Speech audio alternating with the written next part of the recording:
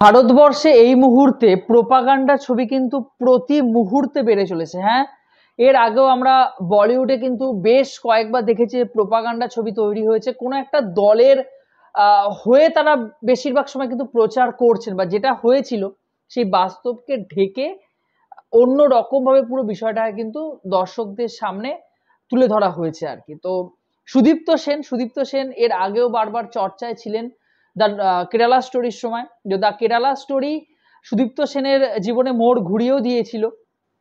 The Kerala স্টোরির ক্ষেত্রে আমি রিভিউ করেছিলাম যে সিনেমার বেশ কয়েকটা জায়গা যদিও বা বাড়ানো হয়েছে, কিন্তু সিনেমাটা কিন্তু বেশ ভালো সিনেমা তৈরি করেছিলেন তিনি। তো এবারে তার বাস্তার দ্য নকশাল স্টোরি, নকশাল আন্দোলন, সেই সময় যে মুভমেন্ট ছিল আর কি নকশালদের, তো তাদের উপর ভিত্তি করে এখানে ছত্তিশগড় বাস্তার যে এলাকাটা আর কি, ছত্তিশগড়ের স্বাধীনতার পরবর্তী সময়, সেই সময় তাদের যে একটা বাড়ন্ত ছিল এবং সেটাকে কিভাবে ইন্ডিয়ার গভর্নমেন্ট তারা কিভাবে সেই গোটা বিষয়টাকে হ্যান্ডেল করেছিল আর কি, তাদেরকে সেখান থেকে তুলে ধরেছিল বা মেরে ফেলেছিল, শেষ অবধি তাদের কি অবস্থা হয়েছিল সমাজের ক্ষেত্রে, তো সেটাই মেনলি এখানে তুলে ধরা হয়েছে। তো বাস্তার দ্য নকশাল স্টোরি হলে রিলিজ করা হলেও দেখার ইচ্ছে ছিল, কিন্তু সেই সময় দেখা হয়নি।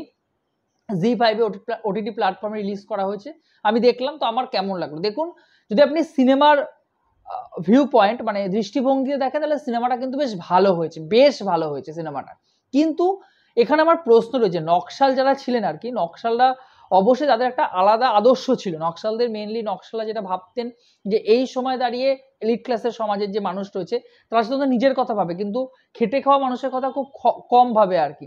সিপিএম নকশালদের মধ্যে যদিও বা মিল ছিল, তাদের নীতিগত কিছু আদর্শ কিন্তু আলাদা ছিল, মুভমেন্ট কিন্তু আলাদা ছিল। এগুলো একটা বিস্তর আলোচনার পর্যায়ে আসে, অবশ্যই আসে, সেগুলো নিয়ে আলাদা একটা ভিডিওতে আলোচনা করা যাবে। কিন্তু এখানে নকশালদেরকে টেরোরিস্ট হিসাবে, মানে দেশের শত্রু হিসাবে এখানে তুলে ধরা হয়েছে। অবভিয়াসলি দেশের শত্রুই ছিল শেষ দিকে, তারা যেভাবে একের পর এক খুন করেছিল, তাদের যেরকম মুভমেন্টগুলো তৈরি হয়েছিল এবং সরকারের বিরুদ্ধে তারা যেভাবে একের পর এক স্টেপ নিয়েছিল, সেগুলো খারাপ ছিল। কিন্তু তারা মানে দেশের বিরোধী, তারা শত্রু দেশের, এটা মনে হয় কোথাও না কোথাও গিয়ে হয়তো আমার মনে হয়েছে প্রোপাগান্ডা তৈরি করা হয়েছে, অথবা পরিচালক সেটাকে তুলে ধরার চেষ্টা করেছেন, যদিও তিনি বেশ কয়েকটা পেপার কাটিং তুলে ধরেছেন, প্রমাণপত্র আমাদের সামনে দিয়েছেন আর কি। তো যদি সিনেমার ভিউ অফ পয়েন্ট বা সিনেমার দৃষ্টিভঙ্গি দেখেন তাহলে কিন্তু দ্য নকশাল স্টোরি, আধা শর্মা যেটা লিড ক্যারেক্টারে রয়েছেন, সিনেমাটা কিন্তু বেশ ভালো একটা ছবি, আপনারা ওয়ান টাইম ওয়াচে দেখতেই পারেন।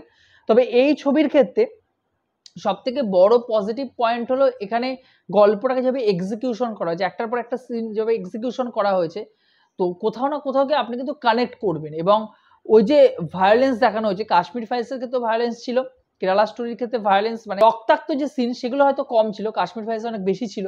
কিন্তু আমার মনে হয় যে এই সিনেমা সবার জন্য নয়, যারা আমার মনে হয় হার্টের পেশেন্ট যারা রয়েছেন তারা সিনেমাটা না দেখাই ভালো, কারণ এখানে প্রচুর ভায়োলেন্স সিন রয়েছে। যদিও সিনেমাটা কিভাবে সেন্সার বোর্ড পাস করেছে আমরা জানি না, কারণ সেন্সার বোর্ডে প্রচুর সিনেমা সেগুলো কিন্তু অল্প কোনো ধর্মের ইঙ্গিত থাকলে বা এরকম কোনো সিন থাকলে সেগুলো কিন্তু কেটে দেওয়া হয়, বা সেগুলো কিন্তু মানে সিনেমা রিলিজ করতে দেয় না। এবার এই সিনেমাটা A+ রেট করে রিলিজ করা হয়েছে, তো আমি জানি না কারণ সিনেমাটা কি করে সিনেমাটা পাস করলো সেন্সার বোর্ড থেকে। তো আমার সিনেমাটা বেশ ভালো লেগেছে। পজিটিভ পয়েন্ট বললাম, সুদীপ্ত সেনের ডিরেকশন ভালো, এখানে এক্সিকিউশন যেভাবে করা হয়েছে গল্পটাকে সুন্দর লাগছে। আধা শর্মাকে আমরা সানফ্লাওয়ার সিজন 2-তে একটা ক্যারেক্টার দেখতে পেয়েছি, কেরালা স্টোরিতে একরকম দেখতে পেয়েছি, আবার এই সিনেমার ক্ষেত্রে কিন্তু একদম অন্যরকম, তাকে সাহসী একটা ক্যারেক্টার দেখতে পেয়েছি। তো তিনি যে একজন ভার্সেটাইল অভিনেত্রী সেই নিয়ে কোনো সংশয় নেই। তবে হ্যাঁ, বলতেই হয় যে তিনি তার ট্যালেন্টকে এই ধরনের কাজে, মানে এই ধরনের প্রোপাগান্ডামূলক সিনেমায় কাজে না লাগিয়ে অন্য রকম বলিউডে আরও কাজ হয় সেই ধরনের সিনেমা তিনি যদি অভিনয় করেন আরও কিন্তু কাজে লাগবে। আমার তার অভিনয় ভালো লেগেছে। রাইমা সেন একটা গুরুত্বপূর্ণ ক্যারেক্টার রয়েছেন এবং আরো বেশ কয়েকজন শিল্পী রয়েছে, তারা কিন্তু বেশ ভালো অভিনয় করেছে।